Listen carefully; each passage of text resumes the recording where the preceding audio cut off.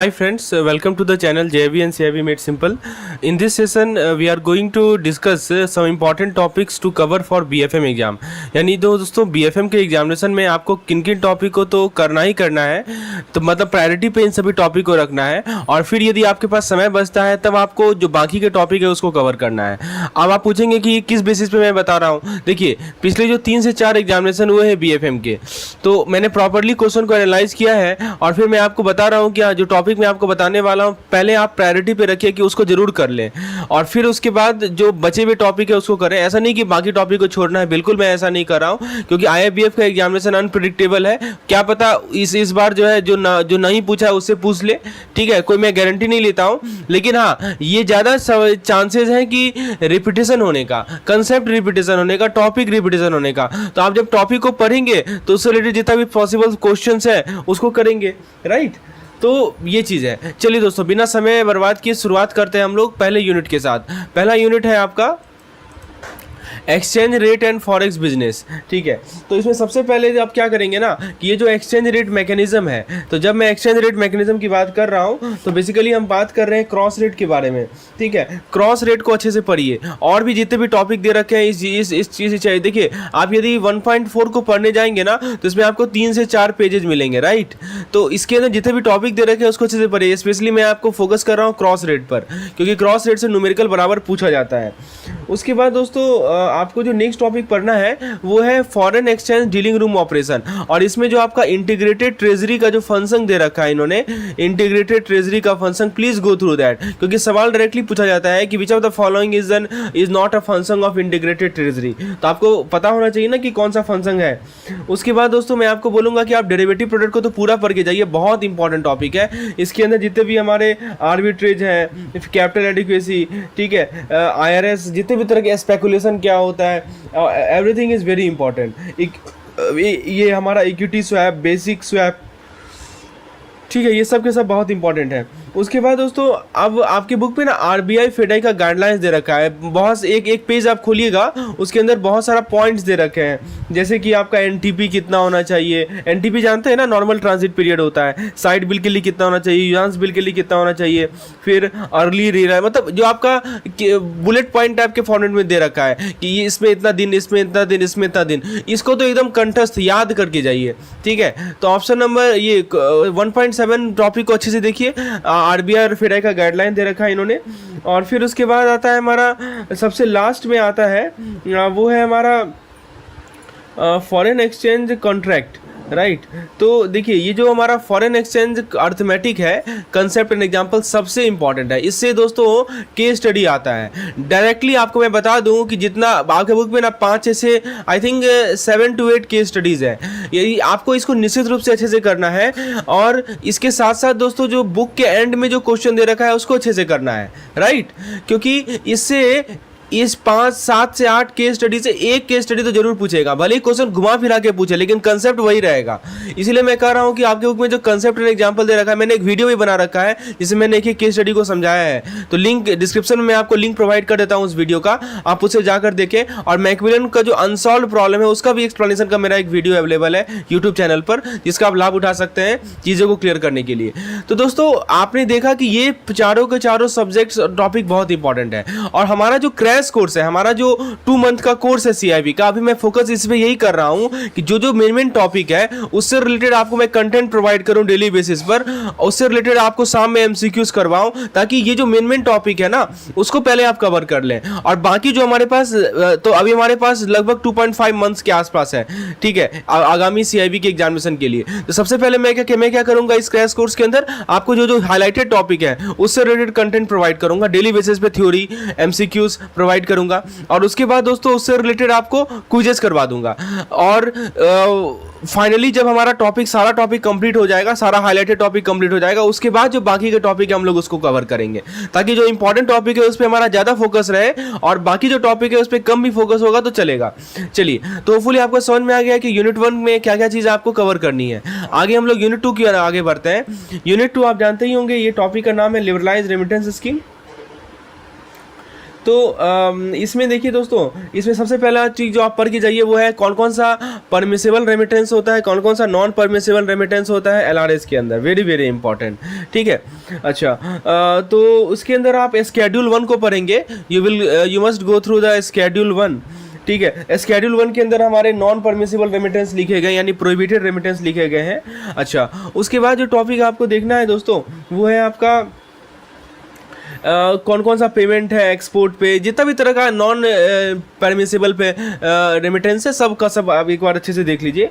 उसके बाद आप 2.6 पे आ जाइए, 2.5 में उतना कुछ इंपॉर्टेंट है नहीं, 2.6 पे आ जाइए। आप इसमें ये देखिए कि आपको पता ही होगा कि दो तरह के ट्रांजैक्शन होते हैं, कैपिटल अकाउंट और करंट अकाउंट। तो जो हमारे करंट अकाउंट ट्रांजैक्शन है उसके अंदर जो रेमिटेंस होता है, एलआरएस के अंदर जो रेमिटेंस होता है करंट अकाउंट ट्रांजैक्शन के लिए, उसके रिलेटेड कुछ नियम दे रखे हैं। जैसे मान लीजिए कि आप किसी कंट्री को प्राइवेट विजिट करते हैं, नेपाल भूटान को छोड़कर, तो आप कितना ले जा सकते हैं, ठीक है। आप हज कमेटी टू इंडिया की कितना अलाउ करती है, फिर traveller proceeding to Iraq and Iran कितना आप ले जा सकते हैं। तो इस प्रकार के क्वेश्चन पूछे जाते हैं remittance under LRS for current account transaction, ठीक है। तो प्लीज़ गो थ्रू इट। फिर उसके बाद बात आती है टीसीएस की, ठीक है। टीसीएस क्या होता है, टैक्स कलेक्टेड एट सोर्स। दोस्तों इसमें नियम दिया हुआ है कि 5% होता है, ठीक है, इनकम ये तो थ्रेशोल्ड कितना का है, 7 लाख का थ्रेशोल्ड है। टीसीएस कहाँ कहाँ एप्लीकेबल है, यदि हमारे पास पैन आधार नहीं है तो टीसीएस 10% का होता है। तो ये सभी चीज़ें आपको टीसीएस के अंदर कवर करनी है। उसके बाद हम लोग को देखना है कि जो देखिए करंट अकाउंट ट्रांजैक्शन में तो हमने देख लिया रेमिटेंस का रूल। यदि हमारा कैपिटल अकाउंट ट्रांजैक्शन रहेगा तो उसमें एलआरएस का क्या रूल है वो आपको देखना है, राइट। तो प्लीज़ गो थ्रू इट, ठीक है। बुक में आप में कुछ केस स्टडीज़ भी दे रखा है इससे रिलेटेड। तो इसके कैपिटल अकाउंट ट्रांजैक्शन में किस प्रकार का होता है, जैसे कि आप मान लीजिए कि कोई रेजिडेंट इंडिविजुअल है, वो एनआरआई के क्लोज रिलेटिव को लोन देना चाह रहा है, तो उसके लिए क्या नियम है, दे सकता है कि नहीं दे सकता, कहाँ कहाँ लोन को आप कहाँ यूटिलाइज नहीं कर सकते, जैसे कि चिट फंड, निधि फंड, एग्रीकल्चर, प्लांटेशन, ये सब के सब हमारे कैपिटल अकाउंट ट्रांजैक्शन के एलआरएस के अंदर लिखे गए हैं। और फाइनली आता है रिपोर्टिंग रिक्वायरमेंट, बहुत इंपॉर्टेंट है कि आपको एडीज जो है, ऑथराइज डीलर जो है, उनको डेली ट्रांजैक्शन अपडेट करना होता है, राइट। तो दोस्तों अभी जो मैं आपको बता रहा था क्रैश कोर्स के बारे में, जिसे मैं आपको डेली बेसिस पे इन सभी हाईलाइटेड टॉपिक का कंसेप्ट प्रोवाइड करूंगा, और शाम में हम लोग उस पर रिलेटेड क्विजेस कर लेंगे, एमसीक्यूज कर लेंगे, और फाइनली टॉपिक कंप्लीट होने के बाद बाकी टॉपिक को देखेंगे। तो बेसिकली यदि आप इसमें इनरोल होना चाहते हैं तो मुझे व्हाट्सएप कर सकते हैं इस पार्टिकुलर नंबर पर। चलिए आगे हम लोग यूनिट नंबर 3 की बात करते हैं। यूनिट नंबर 3 हमारा कॉरेस्पॉन्डेंट बैंकिंग से रिलेटेड है। तो कॉरेस्पॉन्डेंट बैंकिंग में सबसे पहले आप तो ये देखिए, ये जो आपका मैंने हाईलाइट किया है 3.2, इसके अंदर दो तरह की सर्विस है, एक है अकाउंट सर्विस और एक है अदर सर्विस। बार बार इससे सवाल पूछा जा रहा है, इनमें से कौन सा अकाउंट सर्विस के अंदर है, इनमें से कौन सा अदर सर्विस के अंदर है। जैसे कि आपका क्लियरिंग हाउस फंक्शन हो गया, अकाउंट सर्विस के अंदर आएगा। जैसे कि आपका कलेक्शन हो गया, अकाउंट सर्विस में आएगा, राइट। फिर पेमेंट हो गया, अकाउंट सर्विस का पार्ट है। Overdraft and loan facility account service का पार्ट है। फिर अदर सर्विस के अंदर क्या आएगा, लेटर ऑफ क्रेडिट एडवाइजिंग, फिर आपका foreign exchange, custodial service, trade referral, ठीक है, इशुएंस ऑफ गारंटी, ये सब के सब अदर सर्विसेज के अंदर आते हैं। तो आप क्लियरली एकदम क्लियर कंसेप्ट होना चाहिए आपको कि कौन सा अकाउंट सर्विस है, कौन सा अदर सर्विस है। बाकी ये दोनों टॉपिक से सवाल ज़्यादा पूछा नहीं जाता, इसलिए मैं इसे स्किप कर रहा हूँ।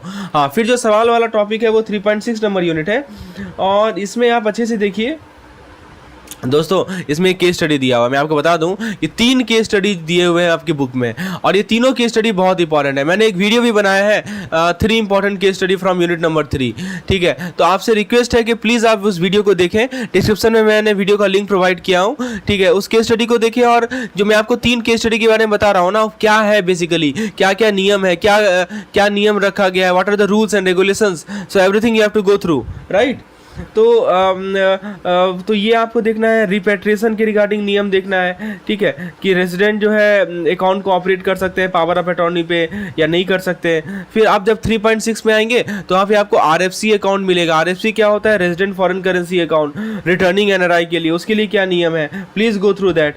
फिर आप उसके बाद देखेंगे तो एक केस स्टडी दे रखा है बुक में रिटर्निंग एनआरआई के रिगार्डिंग, उसको देख के जाइए। फिर आप उसके बाद एसएनआरआर अकाउंट को देखेंगे। एसएनआरआर अकाउंट होता है special non resident rupee account, please go through that, ठीक है। तो ये सभी 3.6 में आपको दे रखे हैं। 3.7 की ओर आप यदि आगे बढ़ेंगे तो हमारे पास टॉपिक है फैसिलिटीज टू एनआरआई, कि जैसे कि आपके इसमें पढ़ेंगे तो इन्वेस्टमेंट एवेन्यू दे रखा है, कहाँ कहाँ एनआरआई जो है इन्वेस्ट कर सकते हैं, ठीक है। उसके बाद दोस्तों नेक्स्ट टॉपिक में आप देखेंगे कि अदर इन्वेस्टमेंट कहाँ कहाँ कर सकते हैं, कि बिना लिमिट का कहाँ कहाँ परचेज कर सकते हैं रिपेट्रिएशन बेसिस पर, राइट। फिर उसके बाद नॉन रेजिडेंट को एडवांस दिया जाता है नॉन रेजिडेंट डिपॉजिट के अगेंस्ट, उसके रिलेटेड नियम क्या क्या है। तो ये चीज़ आपको 3.8 में मिलेगा। ये लिखा है ना, advance to non resident against non resident deposit, ये 3.8 में मिलेगा। तो मान लीजिए थर्ड पार्टी को लोन सैंक्शन किया गया, तो उस केस में क्या क्या रूल्स एंड रेगुलेशन है, प्लीज गो थ्रू इट। तो देखिए, एक जो टॉपिक आपको मैं शो कर रहा हूँ ना, एक टॉपिक के अंदर आपको 4 से 5 पेजेस मिलेंगे। तो यदि आपको एक ऐसे कोर्स की रिक्वायरमेंट है जिसमें सारे इंपॉर्टेंट टॉपिक को आपके सामने प्रस्तुत किया जाए एकदम लूसिड मैनर में, वीडियोस के फॉर्मेट में, पीडीएफ के फॉर्मेट में, एमसीक्यूज के फॉर्मेट में, और फ्रेंड्स और क्या चाहिए, तो ये चीज़ आप यदि चाहते हैं तो हमारे क्रैश कोर्स में आप इनरोल हो सकते हैं। चलिए आगे बात करते हैं housing loan to non resident Indian. ठीक है, तो जो नॉन रेजिडेंट इंडियन होते हैं उनको जो हाउसिंग लोन दिया जाता है उससे रिलेटेड क्या नियम कानून है ये देखना है, कौन कौन से ट्रांजेक्शन प्रोहिबिटेड होते हैं ये आपको देखना है। तो बेसिकली यूनिट नंबर 3 से 0.2, 0.6, 0.7, 0.8 और 0.9 ये सभी टॉपिक आप देख के जाइए। अब आप बात करते हैं हम लोग यूनिट नंबर 4 की।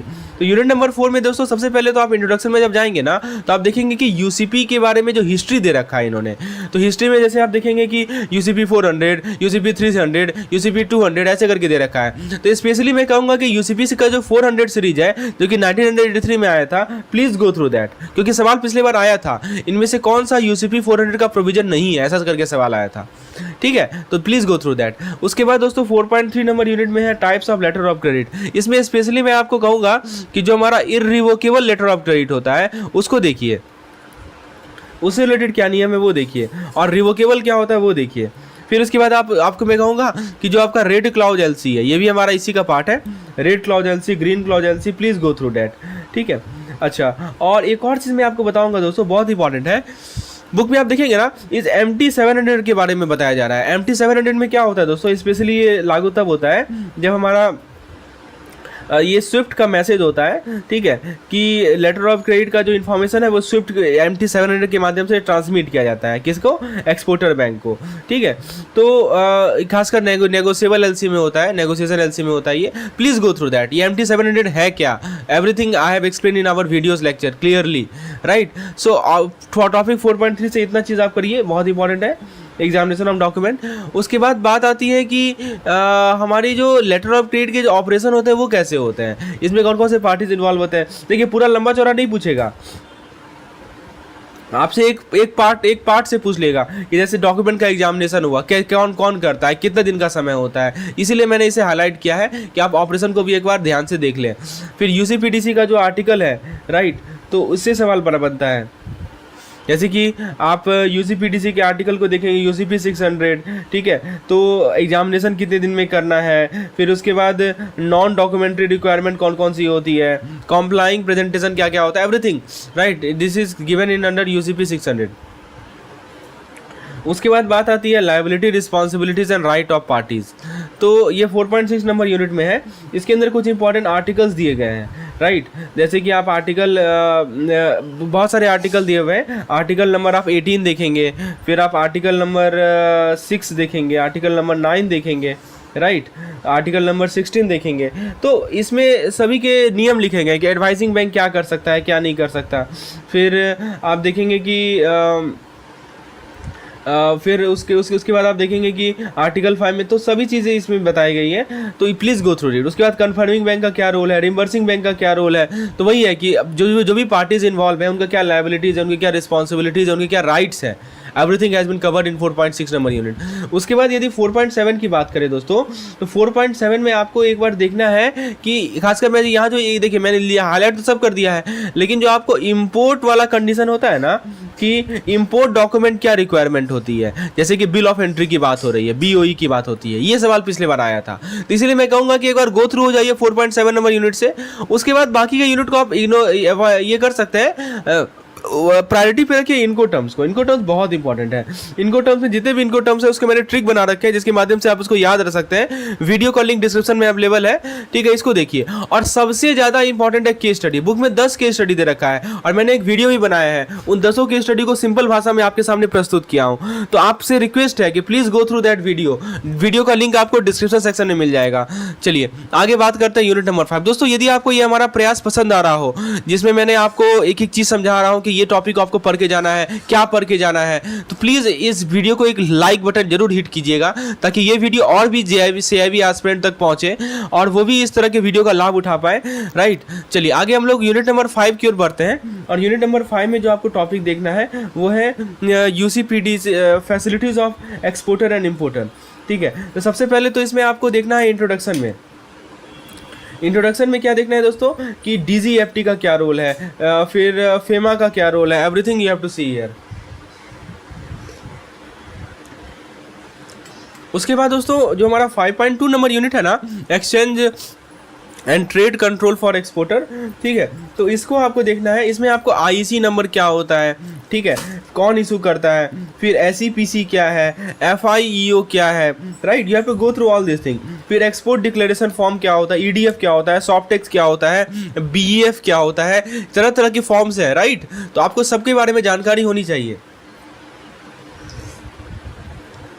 उसके बाद दोस्तों 5.3 नंबर यूनिट में जो टॉपिक है हमारा facilities for exporter and importer, उसमें आपको ये देखना है दोस्तों कि आपका जो एक्सपोर्ट बिल का रियलाइजेशन होता है, ठीक है, तो एक्सपोर्टर की क्या ऑब्लिगेशंस हैं, राइट। उसके बाद क्या अमाउंट होगा, रियलाइजेशन पीरियड को हम रिलैक्स कर सकते हैं या नहीं कर सकते हैं, कोविड-19 के आउटब्रेक में क्या डिसीजन लिया गया, right. So this thing you have to see. और सबसे इंपॉर्टेंट टॉपिक मैं आपको बता देता हूँ, ACU, very very important. ACU क्या होता है, एशियन क्लियरिंग यूनियन। तो फ्रेंड्स सवाल क्या बनता है, कौन कौन से कंट्रीज इसमें इन्वॉल्व हैं, कब इसको इस्टेब्लिश किया गया, तो इस प्रकार के सवाल बनते हैं इसमें, राइट। तो प्लीज़ गो थ्रू इट। उसके बाद दोस्तों आपको जो एजेंसी कमीशन है, एक्सपोर्ट एजेंसी कमीशन है, इसके थ्रू इससे आपको गो थ्रू होना होगा। फिर आपको एक देखना पड़ेगा कि जो हमारा SEZ होता है, स्पेशल इकोनॉमिक जोन होते हैं, SEZ के यूनिट होल्डर होते हैं, राइट, उससे रिलेटेड पॉइंट्स आपको देखना होगा। और फिर उसके बाद दोस्तों ये एक्सपोर्ट फाइनेंस में प्री शिपमेंट, पोस्ट शिपमेंट, ठीक है, ये देखना है। फैक्टरिंग एंड फॉरफिटिंग बहुत इंपॉर्टेंट है, राइट, फैक्टरिंग क्या है, फॉरफिटिंग क्या है, ठीक है, तो इसको आपको देखना है। उसके बाद दोस्तों जो आपका ट्रेड क्रेडिट है, सप्लायर क्रेडिट क्या होता है, बायर्स क्रेडिट क्या होता है, ठीक है, ये देखना है, जो कि आपके 5। अच्छा, फॉरफिटिंग, फैक्टरिंग फॉरफिटिंग में दोस्तों, और जब आप इसमें पढ़ेंगे ना एक्सपोर्ट फाइनेंस में, तो वहाँ पे NTP आएगा, वहाँ पे ग्रेस पीरियड आएगा, everything you have to see, very very important. उसके बाद दोस्तों ये ट्रेड क्रेडिट से रिलेटेड पॉइंट है कि ट्रेड क्रेडिट में आपका पता होगा कि सप्लायर क्रेडिट होता है और फिर एक हमारा बायर्स क्रेडिट होता है, राइट। दोनों क्रेडिट को देखिए अच्छे तरीके से, और ट्रेड क्रेडिट किस केस में रेज कर सकते हैं, कहाँ रेज नहीं कर सकते हैं। और उसके बाद आता है case study. 2 case study book में दे रखा है एक्सपोर्ट फाइनेंस पे, एक आपको PCL है, एक मतलब एक पोस्ट शिपमेंट क्रेडिट का है और एक प्री शिपमेंट क्रेडिट का है, राइट। तो दोनों केस स्टडी को देखिए, एक्सपोर्ट फाइनेंस के दोनों केस स्टडी बहुत इंपॉर्टेंट है और मैंने एक्सप्लेनेशन वीडियोस भी दे रखा है जिसका आप लाभ उठा सकते हैं। चलिए, तो यूनिट नंबर 5 से इतना कुछ कीजिए आप। यूनिट नंबर 6 की ओर आगे बढ़ते हैं। तो ये 6 हमारा ECB से रिलेटेड है। तो ECB में देखिए सबसे पहले तो 6.4 नंबर यूनिट में रिपोर्टिंग रिक्वायरमेंट पढ़िए। इसके अंदर एक टर्म आप समझेंगे LRN क्या होता है, लोन रजिस्ट्रेशन नंबर, ये क्या होता है, ठीक है, everything you have to see in this particular unit. उसके बाद दोस्तों आपको ये देखना है कि जो हमारा फॉरेन इन्वेस्टमेंट होता है, स्पेशली हम FDI की बात करें, FPI की बात करें, उससे रिलेटेड क्या नियम है ये आपको देखना है। एक आपको फॉर्म का मैं नाम बताता हूँ, फॉर्म ECB2, ठीक है, इसको देखना है, ये फॉर्म की क्या खासियत है, इससे क्या किया जाता है, वेयर इट इज रिक्वायर्ड। तो ये सभी टॉपिक आपको यूनिट नंबर 6, ज़्यादा टॉपिक नहीं है 6 में, ठीक है, 2 मेन टॉपिक है, लेकिन आप यदि 6.4 की बात करें ये भी 6 पेजेज में कवर्ड है, 6.6 की बात करें 3 पेजेज में कवर्ड है, राइट। चलिए आगे हम लोग डिस्कस करते हैं, यूनिट नंबर 7 की ओर बढ़ते हैं। और यूनिट नंबर 7 में दोस्तों सबसे पहले आपको देखना है कंट्री रिस्क के बारे में। तो कंट्री रिस्क में देखिए, जो आपका कंट्री रिस्क का जो क्लासिफिकेशन है, आपको पता होगा कि कंट्री रिस्क का क्लासिफिकेशन में 7 रिस्क कैटेगरीज होते हैं, राइट। जैसे कि आपका A1, A2, B1, B2, C1, C2, D। तो ये क्या होता है, इसका क्या क्राइटेरिया है क्लासिफिकेशन का, ये आपको देखना है। उसके बाद दोस्तों आपको देखना है कि ECGC का मेन एक्टिविटीज़ क्या क्या है, क्या क्या कौन कौन सा सर्विसेज ECGC प्रोवाइड करती है। बहुत सारे पॉलिसीज़ आएंगे सामने, आपको सभी पॉलिसीज़ को अच्छे से कवर करना है, बहुत इंपॉर्टेंट है। जैसे कि कॉम्प्रिहेंसिव पॉलिसी, जैसे कि आपका shipment policy, political risk, everything, कौन कौन से रिस्क से एक्सपोज है। फिर एक आएगा आपको मैच्योरिटी फैक्टरिंग, क्या आएगा दोस्तों, मैच्योरिटी फैक्टरिंग, राइट। तो ये मैच्योरिटी फैक्टरिंग क्या होता है, राइट, इसके अंदर ईसीईसी किस प्रकार की सर्विसेज प्रोवाइड करती हैं, ये आपको देखना है। ये सब ईसीईसी के पॉलिसीज़ के अंदर आएगा। और बैंक के लिए ईसीईसी के कौन कौन से प्रोडक्ट्स हैं, तो ये आपको देखना है। तो ईसीईसी रिलेटेड जितने भी पॉइंट्स हैं सब कवर करने हैं। तो होपफुली ये आपको समझ में आ गया होगा। चलिए अब हम लोग आगे यूनिट नंबर 8 की ओर बढ़ते हैं और यूनिट नंबर 8 में देखते हैं कि एग्जिम बैंक के रोल। तो एग्जिम बैंक में सबसे पहले जो टॉपिक आता है वो आपका आता है LOC, जिसको बोलते हैं लाइन्स ऑफ क्रेडिट। तो होता क्या है ये, राइट, एग्जिम बैंक ने क्यों लाया था ये, इसको देखिए। उसके बाद आप EMF को देखिए, एक्सपोर्ट मार्केटिंग फंड बोलते हैं इसको, ठीक है। फिर एक होता है हमारा एक टॉपिक है जिसको हम लोग बोलते हैं EVDLP, इससे सवाल बनता है बराबर। इसको बोलते हैं export vendor development landing programme, right. फिर उसके बाद दोस्तों जब आप 8.2 में आएंगे, ये सब तो 8.1 में है, 8.21 में आएंगे तो वहाँ पे आपके कुछ रिटर्न्स के फॉर्म दिए हुए हैं। जैसे कि आप देखेंगे फेटर्स आर रिटर्न फॉर्म है, बैल स्टेटमेंट है, फिर आप स्टैट 5 देखेंगे, ये सभी रिटर्न है। फिर आप NRD CSR देखेंगे, राइट। फिर आप IBS देखेंगे, तो ये सभी रिटर्न्स को आपको देखने हैं, राइट। उसके बाद यदि हम 8.3 की ओर आगे बढ़ेंगे तो अदर रेमिटेंस में आएंगे हम लोग। फिर पार्टनरशिप फर्म का रेमिटेंस को कहाँ फॉरवर्ड करना है, ठीक है, ये सभी चीज़ें हमें देखनी है। DDA क्या होता है, डायमंड डॉलर अकाउंट क्या होता है, व्हाट इज़ DDA, राइट। उसके बाद हमारा GDR क्या होता है, देखिए GDR सब यहाँ मिलेगा आपको, 8.5 में मिलेगा। GDR ग्लोबल डिपॉजिटरी रिसिप्ट, बहुत बड़ा इंपॉर्टेंट टॉपिक है, सवाल हर एक साल बनता है इससे, ठीक है। तो इसको आप देखिए। तो मेन टॉपिक जो है आपको जो कवर करने हैं वो 4 टॉपिक है इसके अंदर, वो 8.1, 8.2, 8.3 और 8.5। और ये जो फेडाई का जो रोल और रूल्स है ना, ऑलरेडी हमने यूनिट 1 में कवर किया है, इसीलिए हम लोग इसको यहाँ पे दोबारा कवर नहीं करेंगे, राइट। अब यूनिट नंबर 9 की बात करें तो यूनिट नंबर 9 में हमारा आता है पहला SEZ एक्ट। SEZ एक्ट क्या होता है, स्पेशल इकोनॉमिक जोन एक्ट। कब आया था, 2005 में आया था, राइट। तो ये एक्ट आपको देखना है, SEZ एक्ट आपको देखना है। उसके बाद आपको होलसेल बैंकिंग क्या होता है, रिटेल बैंकिंग क्या होते हैं, ये देखना है। अब फिर उसके बाद एक टॉपिक है कि कैसे हम ये सभी चीज़ आपको इस दोनों टॉपिक में मिलेंगे। फिर जो हम IBU का सेट करते हैं, IBU क्या होता है, IFSC बैंकिंग यूनिट को IBU बोलते हैं। उसके लिए क्या क्या गाइडलाइंस है, एलिजिबिलिटी क्या है, ठीक है, कैपिटल कितना चाहिए, रिसोर्सेज कहाँ से मिलेगा, डिप्लॉयमेंट का, everything you have to see. फिर उसके बाद आपको देखना है, ये टॉपिक बहुत इंपॉर्टेंट है यूनिट नंबर 9, सब टॉपिक ही इंपॉर्टेंट है इसमें, छोटा छोटा टॉपिक है, ज़्यादा बड़ा टॉपिक है नहीं। फिर देखेंगे आप, उसके बाद देखेंगे कि जो हमारा IFSC का जो गिफ्ट सिटी है, ठीक है, उससे रिलेटेड पॉइंट्स को देखना है कि ऑपरेशनल एस्पेक्ट क्या होगा, क्या क्या परमिटेड है, क्या क्या परमिटेड नहीं है, everything you have to see. फिर बात आता है IFSCA, यानी कि international financial service centre authority, इसका क्या रोल है, what is the role of IFSCA। तो ये आपको देखना है 9.5 नंबर यूनिट में। और फिर उसके बाद आपको देखना है रेगुलेटरी फ्रेमवर्क से रिलेटेड पॉइंट, FPI को क्या क्या रिलैक्सेशन दिया गया है, परमिसिबल एक्टिविटीज़ क्या क्या है IBU में, रेगुलेटरी फ्रेमवर्क क्या है। So these thing you have to see, right. चलिए, तो ये सभी हमारे यूनिट नंबर 9 के अंदर कवर्ड है। आगे हम लोग यूनिट नंबर 10 को स्किप करते हैं, 10 उतना इंपॉर्टेंट है नहीं, क्योंकि 10 से सवाल हमको दिखा नहीं कहीं मिला हुआ। हाँ, यूनिट नंबर 11 में आइए। यूनिट नंबर 11 में सबसे पहले तो आप RA-ROC को पढ़िए कि रिस्क, कैपिटल और रिटर्न में क्या लिंकेज होता है, और ये लिंकेज को एक्सप्लेन करने के लिए RA-ROC हमारे पास बेस्ट टूल है, अच्छे से पढ़िए, केस स्टडी भी दे रखा है इसमें। फिर उसके बाद आप आइए बेसिक रिस्क मैनेजमेंट फ्रेमवर्क, बहुत ही इंपॉर्टेंट टॉपिक है, कुल मिलाकर 15 पेजेस में कवर्ड है ये। और इसके अंदर आपको क्या देखना है, बोर्ड ऑफ डायरेक्टर का रोल क्या है, मीन क्या होता है, मीडियन क्या होता है, वेरिएंस क्या होता है। क्वेश्चन कभी कभी केस स्टडी पूछ लेता है, आपके सामने डेटा दे देगा, बताओ उसका मीन क्या है, मीडियन क्या है, वेरिएंस क्या है, स्टैंडर्ड डेविएशन क्या है, इस प्रकार का सवाल आता है, राइट। फिर आपसे पूछेगा वोलेटिलिटी निकालना है, भैया बहुत इंपॉर्टेंट है कि वोलेटिलिटी का न्यूमेरिकल आ जाता है, वोलेटिलिटी होता क्या है, रिस्क प्राइसिंग क्या होता है, राइट। तो आपको इसके अंदर रिस्क प्राइसिंग भी देखना होगा, रिस्क प्राइसिंग क्या होता है, रिस्क प्राइसिंग को कहाँ कहाँ हमको अकाउंट में लेना पड़ता है। एक केस स्टडी बुक में दे रखा है जिसको आप टेबलर फॉर्मेट में दिया हुआ है, जिसमें मैंने केस स्टडी अपने क्वेश्चन बैंक में भी डाल रखा है, अपने क्विजेज में भी डाल रखा है, please go through that, very very important. चलिए आगे हम लोग यूनिट 12 की ओर बढ़ते हैं, और यूनिट 12 हमारा टॉपिक का नाम है रिस्क इन बैंकिंग बिजनेस। इससे जो सबसे इंपॉर्टेंट टॉपिक है।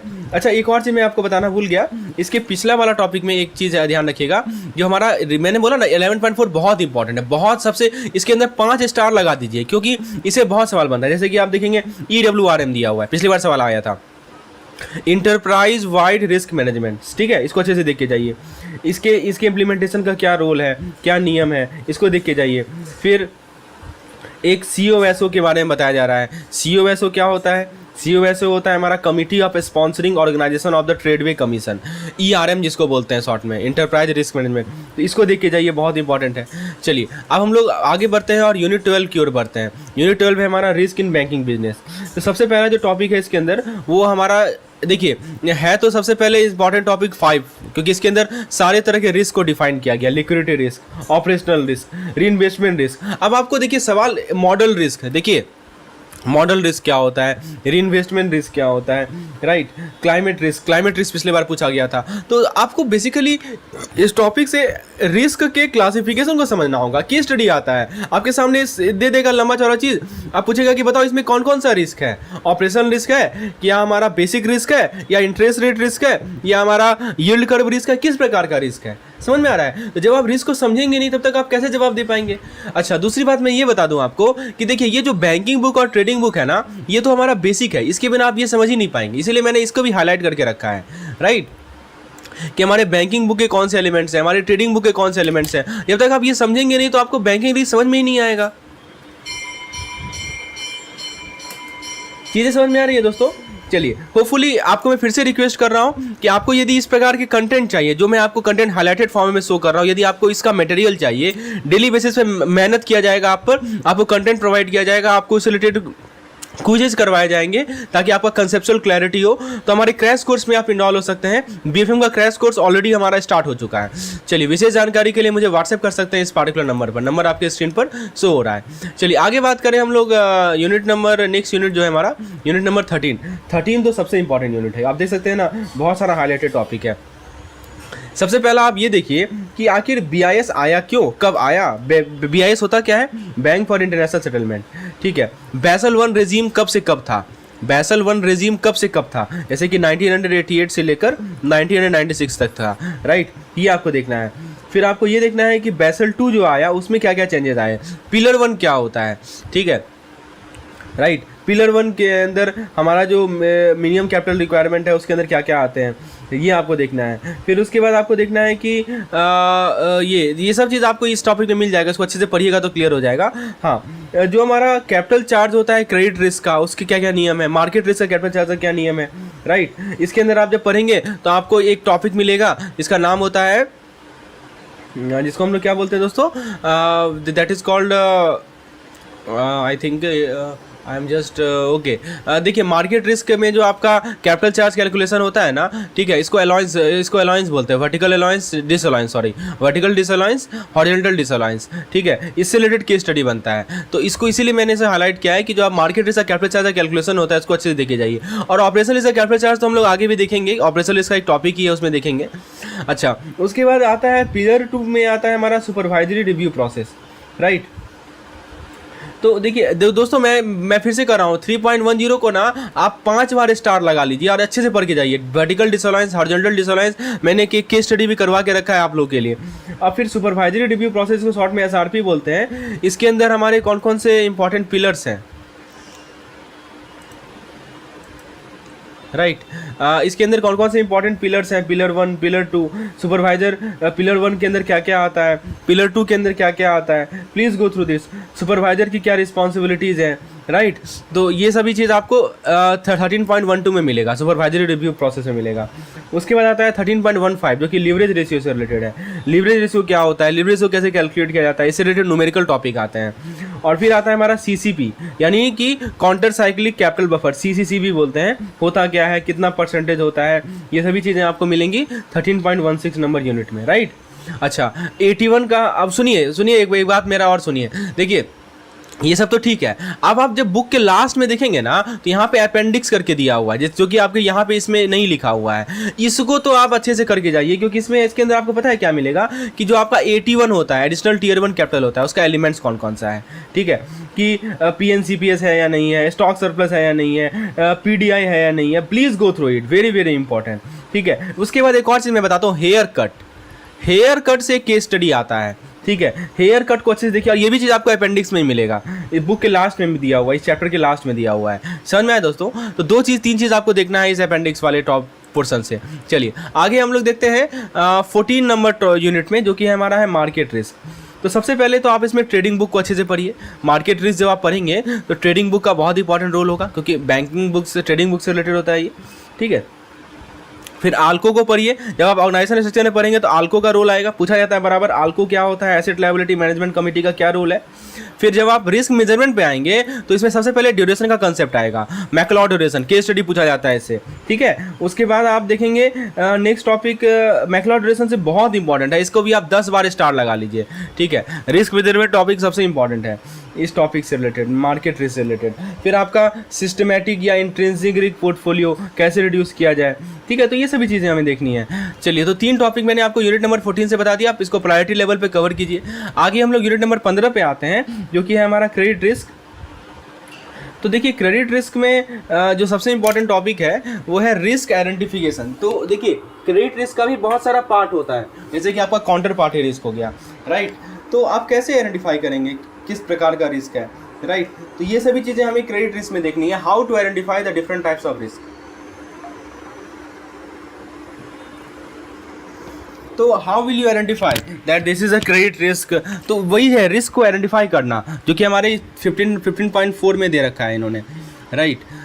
उसके बाद जैसे कि आपके पास कुछ मॉडल्स होते हैं, स्ट्रेस टेस्टिंग, इंटरनल मॉडल, ये सभी चीज़ें समझाई गई हैं। अच्छा, क्रेडिट ये सब स्ट्रेस टेस्टिंग सब था मार्केट रिस्क वाले टॉपिक में, ठीक है। जैसे सिस्टमैटिक हो गया, इंट्रिंसिक रिस्क पोर्टफोलियो हो गया, कैसे कम किया जाए इसको, सिस्टमैटिक रिस्क होता क्या है, ये हमारा टाइप होता है। अच्छा, यदि हम मेजरमेंट की बात करें तो यहाँ पे एक अल्टमैन जेड स्कोर का कंसेप्ट आएगा, ठीक है। अल्टमैन जेड स्कोर का कंसेप्ट आएगा, तो इसको आप अच्छे से देखे जाइए, केस स्टडी का बनने का संभावना है अल्टमैन जेड स्कोर से। इसमें 5 पैरामीटर्स होते हैं, x1, x2, x3, x4, x5, इनका क्या रोल है, कैसे कैलकुलेशन किया जाता है, ठीक है। हाँ, उसके बाद मैं एक और से बता दूं आपको, देखिए एक सवाल पूछा जाता है पोर्टफोलियो मॉडल के रिगार्डिंग। क्या पूछा जाता है? पोर्टफोलियो मॉडल, जैसे कि क्रेडिट मैट्रिक्स, ठीक है। उसके अलावा दोस्तों ये सब चीज़ आपको देख के जाना है, बहुत इंपॉर्टेंट है। और फिर सबसे इंपॉर्टेंट टॉपिक जो है वो है हमारा सिक्योरिटाइजेशन, जो मैंने यहाँ पे हाईलाइट किया है, ठीक है। ये सबसे इंपॉर्टेंट टॉपिक है। सिक्योरिटाइजेशन से रिलेटेड सवाल आता है, एमआरआर क्या होता है, मिनिमम रिटेंशन रेशियो क्या होता है, कितना दिन का होता है, सीएलओ क्या है, ठीक है ना। सीएलओ क्या होता है? सीएलओ पता है आपको? व्हाट इज दिस सीएलओ होता है कोलेटरलाइज्ड लोन ऑब्लिगेशन, राइट। तो इसको देखना है आपको। अल्टमैन जेड स्कोर के बारे में ना बुक के लास्ट में, इस चैप्टर के लास्ट में देखिएगा तो एक एक्स्ट्रा पॉइंट सब समझाया गया है, वो भी आपको देखना है अल्टमैन जेड स्कोर के regarding, case study type format में है। तो ये सभी चीज़ें, ये 3 चीज़ें आपको देखनी है सबसे इंपॉर्टेंट लेवल पे, ठीक है। कि सिक्योरिटाइजेशन क्या होता है, सीएलओ क्या है, सिक्योरिटाइजेशन पढ़ेंगे सब कुछ आ जाएगा उसके अंदर।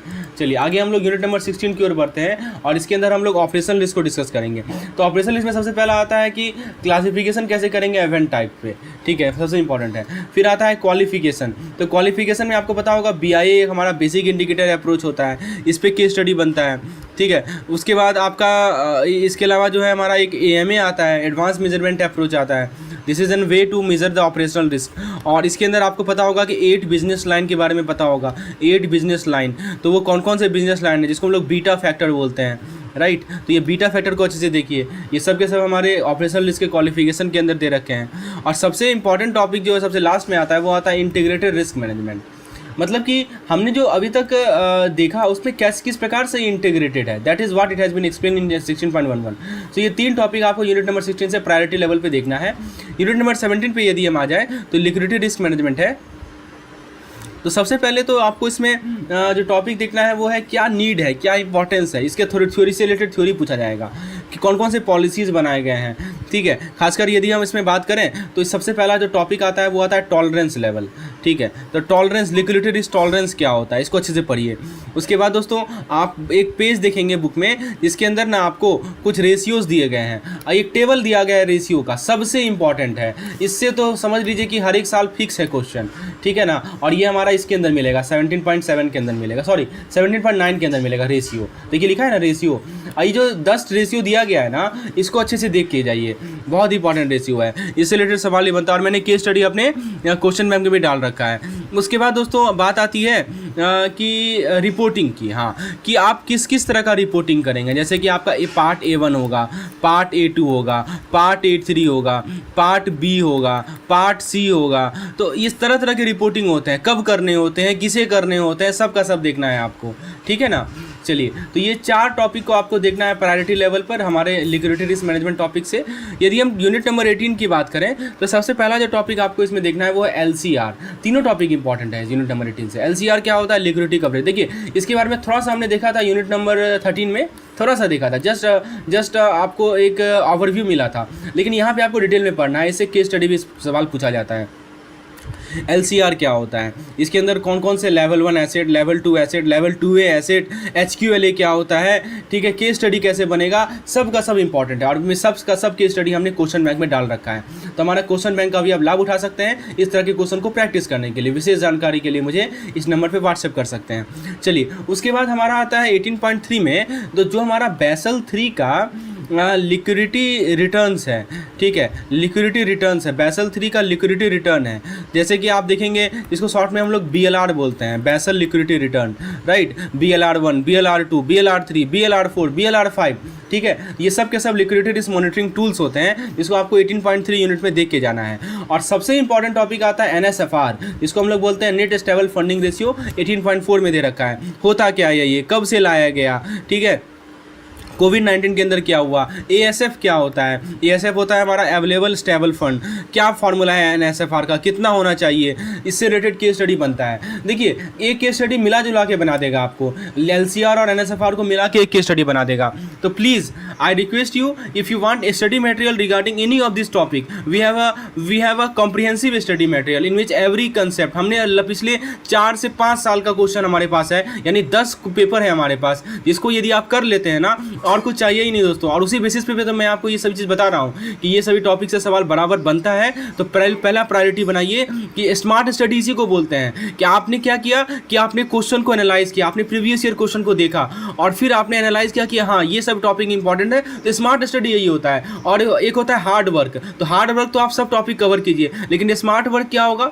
आपने देखा कि प्रीवियस ईयर में ये पूछा गया है, तो पहले हम क्यों ना इसको कवर कर लें। तो यही होता है स्मार्ट स्टडी। और हमारा जो क्रैश कोर्स हमने डिज़ाइन किया है, इसी तरह डिज़ाइन किया है कि कम समय में ज़्यादा आउटपुट मिले। पहले हम लोग वो टॉपिक कवर करेंगे जो कि एग्जामिनेशन पॉइंट ऑफ व्यू से बहुत इंपॉर्टेंट है, और फिर जो टाइम बचेगा हमारे पास उसमें बाकी के टॉपिक कवर करेंगे। This is how we will do smart study in our crash course. चलिए आगे बढ़ते हैं, हम लोग यूनिट नंबर 19 की ओर बढ़ते हैं। और यूनिट नंबर 19 में जो टॉपिक है वो हमारा है इंट्रोडक्शन टू ट्रेजरी मैनेजमेंट। अब ये मॉड्यूल सी का आगाज है, मॉड्यूल सी यहाँ से शुरुआत होता है। और इसके अंदर सबसे पहला जो टॉपिक आता है वो है ग्लोबलाइजेशन का प्रोसेस कैसा हुआ, ठीक है, तो इसको आपको देखना है। इसमें एक और चीज़ आपको मैं बता दूं कि RBI ने परमिटेड किया है बैंक को कि वो अपने ओवरसीज़ कॉरेस्पॉन्डेंट से बोरो कर सकते हैं। कितना बोरो कर सकते हैं, क्या लिमिट है, ये देख के जाइए। जैसे कि मैं आपको बता दूं कि सीलिंग डाल दिया गया है, जो उनका अनइम्पेयर्ड, मैं एक चीज़ लिख देता हूं, जो उनका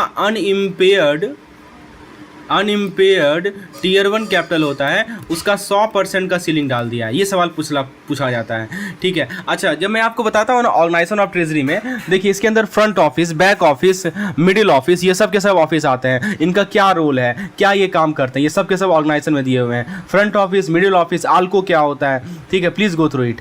और फिर उसके बाद मैं एक और चीज़ बताऊँगा जो कि बुक में दिया हुआ है, डेरिवेटिव। ऑलरेडी हमने डेरिवेटिव के बारे में देखा था थोड़ा मोड़ा, क्योंकि डेरिवेटिव प्रोडक्ट भी एक टॉपिक आने वाला है आगे, तो डेरिवेटिव भी देख के जाइए, 19.5 में ही दे रखा है इन्होंने। तो दो टॉपिक इंपॉर्टेंट है यूनिट नंबर 19 से।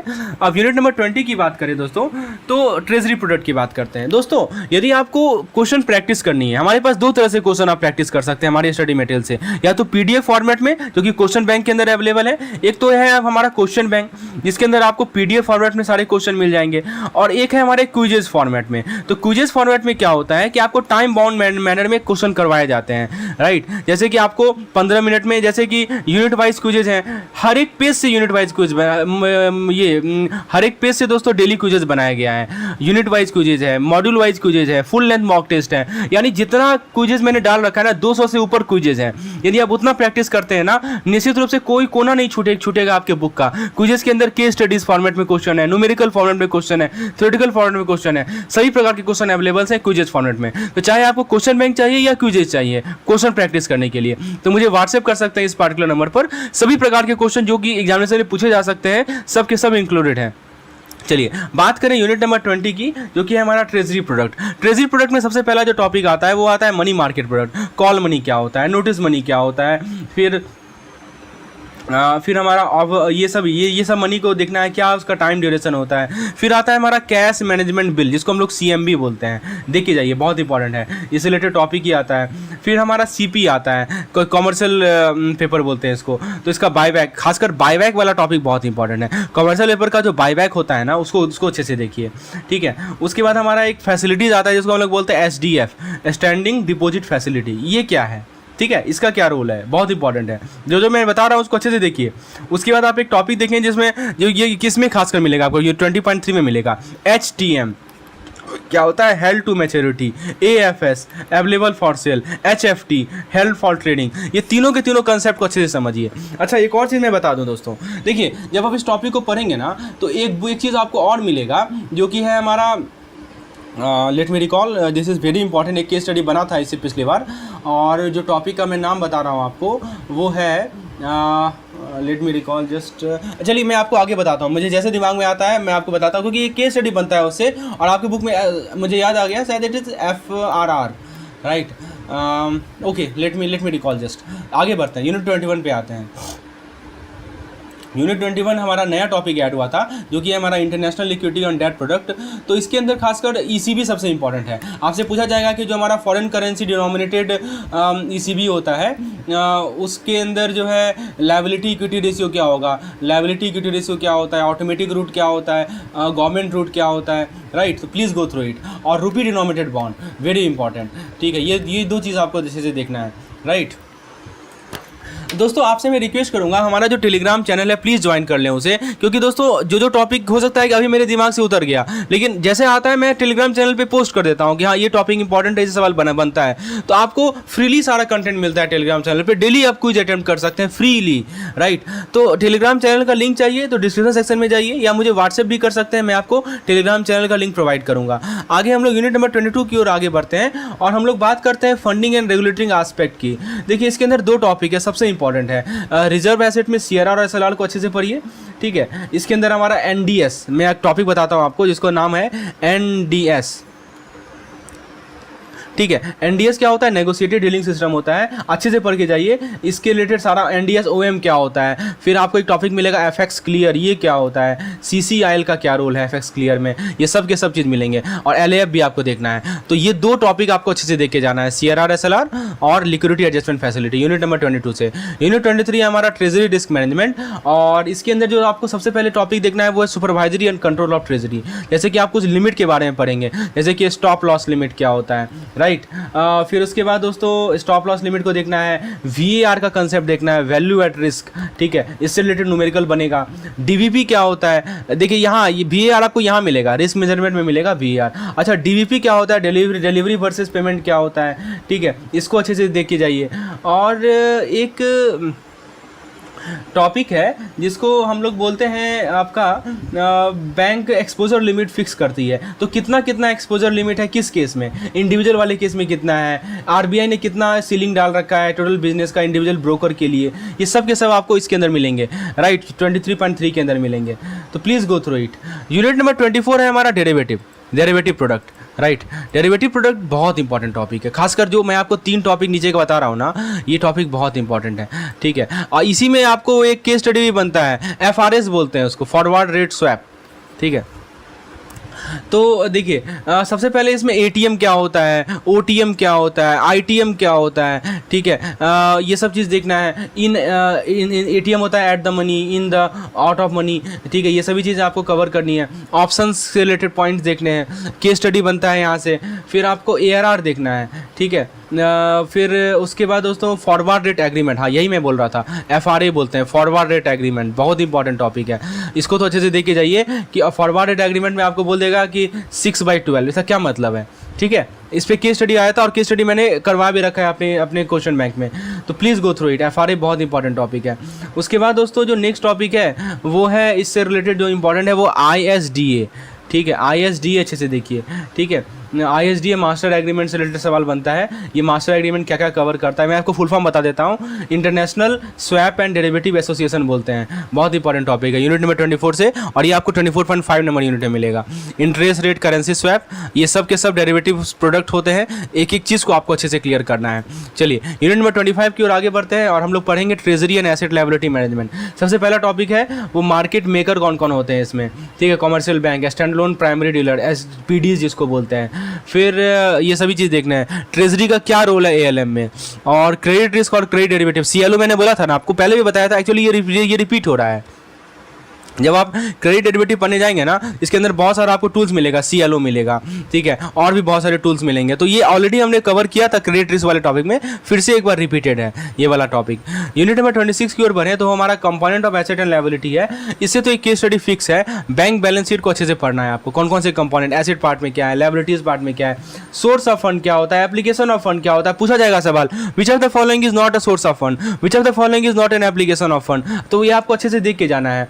फिर आपको ये भी देखना है कि जो हमारा ALM है उसका ऑब्जेक्टिव क्या है, उसका पर्पस क्या है, कहाँ मिलेगा आपको, तो 26.5 में मिलेगा। ALM होता क्या है, राइट, बेसिक कंसेप्ट ALM के बारे में समझना है, ठीक है। तो ये सभी चीज़ें आपको 3 टॉपिक इसमें अच्छे से करनी है। यूनिट नंबर 27 पे आ जाए जो हमारा कैपिटल एडिक्वेसी बेसल नॉर्म्स है। तो सबसे पहले तो आपको इसमें पिलर 2 का क्या ऑब्जेक्टिव है, मैंने पिलर 2 के बारे में थोड़ा सा डिस्कस किया था यूनिट 13 में, लेकिन फिर से यहाँ पे डिटेल में डिस्कशन करना है। पिलर 2 में जो हमारा SRP होता है, सुपरवाइजरी रिव्यू प्रोसेस होता है, उसके जितने भी ऑब्जेक्टिव्स हैं उसको अच्छे से पढ़ के जाइए।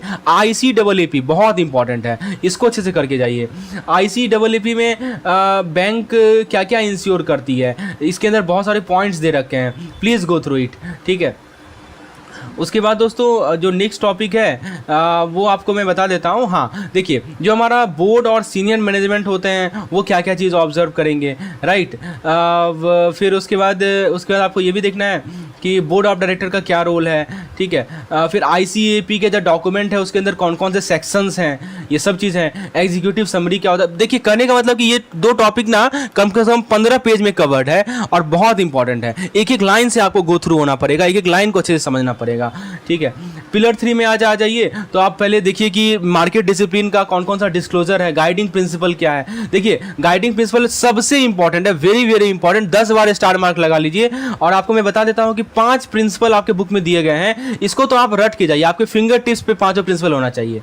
और इसके लिए मैंने ट्रिक भी बनाया था जिसके माध्यम से आप 5 प्रिंसिपल को याद रख सकते हैं, ठीक है। तो ये 5 प्रिंसिपल को पहले देखिए, उसके बाद आप ये भी देखिए कि जो ऑडिशन होता है, सॉरी, बैंक का जो डिस्क्लोजर का जो ऑडिटर के द्वारा ऑडिट किया जाता है, ठीक है, तो उसका क्या फ्रीक्वेंसीज होते हैं, ये सब के सब दिए गए हैं। तो कहने का मतलब ये पूरा का पूरा थ्योरेटिकल टॉपिक है और 2 टॉपिक को तो अच्छे से कवर करना है आपको 27.3 में। आगे बढ़ते हैं हम लोग 27.4। दोस्तों यदि आप चाहते हैं कि मैं इस प्रकार का एनालिसिस बाकी सब्जेक्ट्स के लिए लाऊं तो प्लीज़ कमेंट सेक्शन में लिखिए, AVM जिस भी सब्जेक्ट्स का आपको चाहिए उसके लिए लिखिए, ताकि मुझे समझ में आएगा कि हाँ इस सब्जेक्ट का आपको इस प्रकार का एनालिसिस और चाहिए। चलिए आगे बढ़ते हैं हम लोग यूनिट 28। इसके बारे में क्या कहना दोस्तों, इसमें तो पूरा एवरग्रीन टॉपिक है, इससे सवाल तो बनना ही बनना है, हर एक साल एक केस स्टडी तो आएगा ही आएगा।